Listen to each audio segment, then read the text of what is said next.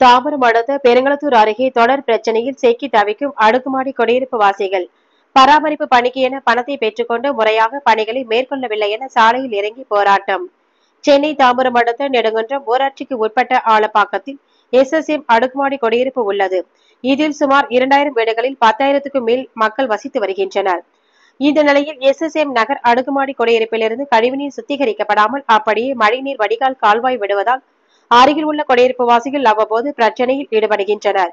அது மட்டுமின்றி மழைநீர் கால்வாயில் கழிவுநீர் தேங்கி நின்று துர்நாற்றம் வீசுவதோடு கொசுக்கள் தொல்லை அதிகமாக இருப்பதாகவும் பராமரிப்பிற்கு என வாங்கும் பணத்தினை முறையாக செலவு செய்வதில்லை என கூறி சுமார் 100க்கும் மேற்பட்ட அடுக்குமாடி குடியிருப்பு வாசிகள் சாலையில் வந்து போராட்டத்தில் ஈடுபட்டனர்.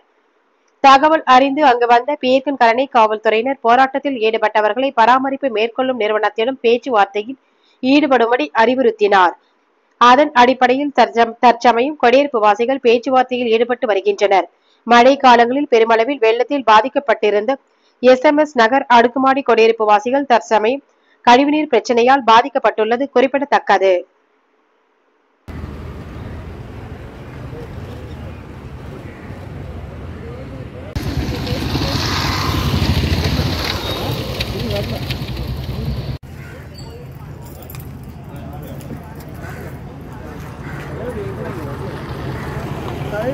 Hello?